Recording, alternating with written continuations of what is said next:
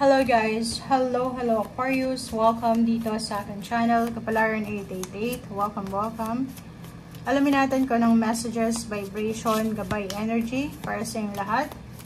General reading, so pwede kang makaresonate. Gamitin mo ang iyong intuition sa panonood. Wow! Scribe or writer. Paperworks na naman siya. Writing, speaking, advertising, or communication. Kontrata. Negotiation. Signing of contract. Oh, wow.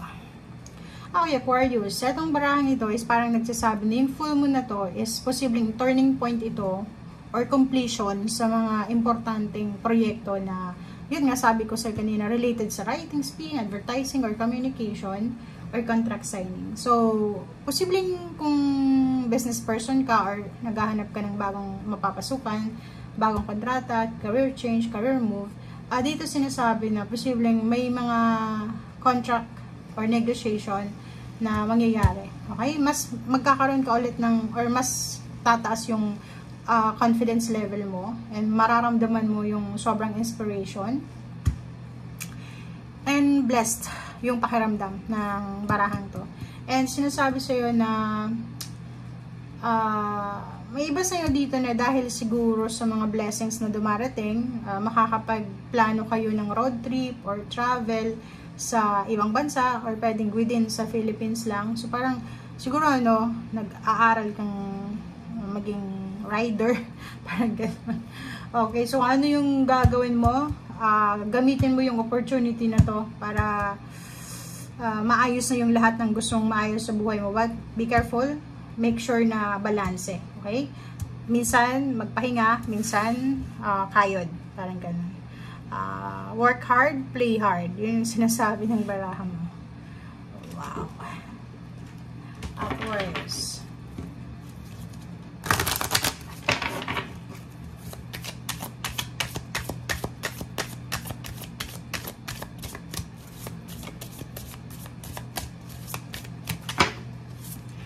Okay.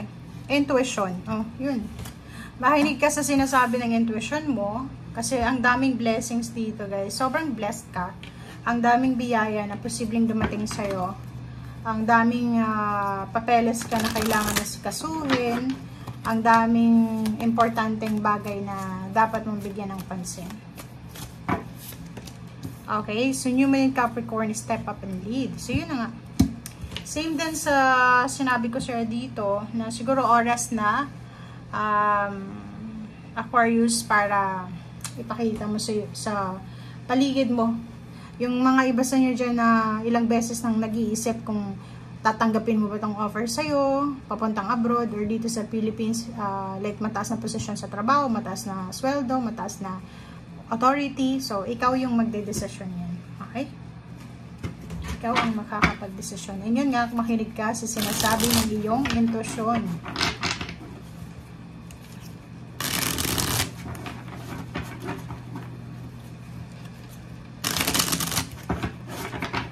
Panoorin mo yung Libra and Gemini. Baka makaresonate ka dun sa kanila.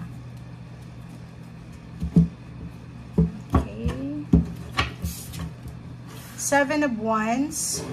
Nakikita ko sir dito na ang daming offers. May mga offers sa'yo ng yun, contract, different companies or different job, career. Pero parang yung iba sa inyo ayaw nyo kasi mayroon kayong kailangang proteksyonan. Siguro gusto nyo proteksyonan yung kung ano yung pinagmulan nyo, yung efforts nyo. So nakikita ko sir dito na masyado kang nakafocus sa ginagawa mo. Mahal na mahal mo yung trabaho mo, parang ganyan. Okay, Four of Cups. Nakikita ko sa'yo dito,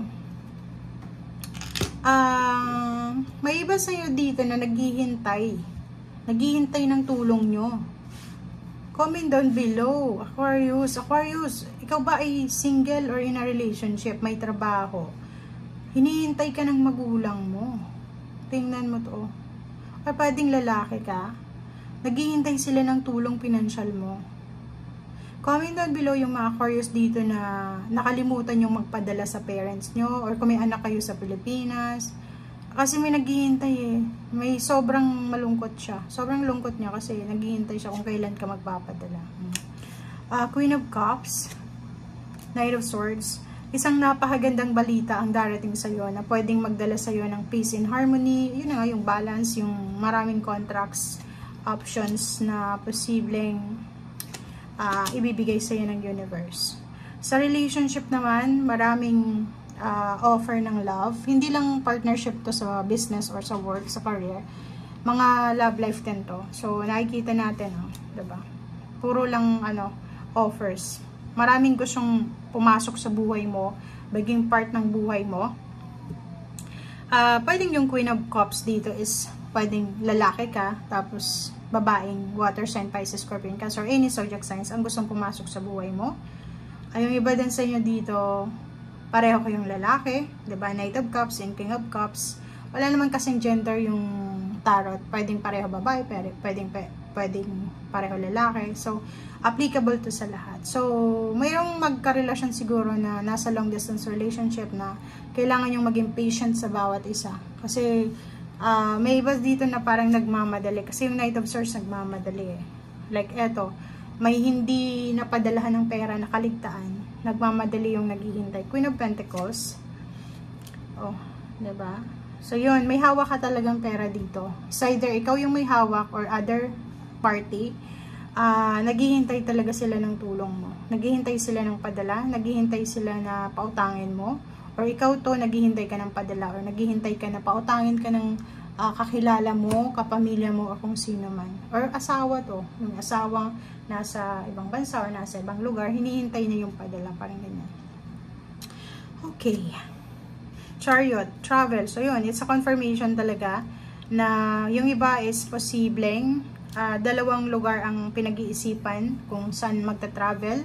Pinag-iisipan kung saan magro-road trip, magka-camping, pwedeng magbabakasyon. So, comment down below. Yung iba din, parang gustong lumipat ng bahay sa mas mura, sa mas afford nila na bahay or apartment. So, nakikita natin dito na dalawa yung choices. It's either 2 places or 2 options or pwedeng job ito. Dalawa yung pinagpipilian mo or kontrata. Dalawa, hindi mo alam yung present mong work or yung ino-offer sa'yo or pwedeng pareho siya na ino-offer sa'yo at the same time may trabaho ka pa. So, sa ilalim niya is 6 of Swords. So, yun. Confirm na confirm yung travel mo dito.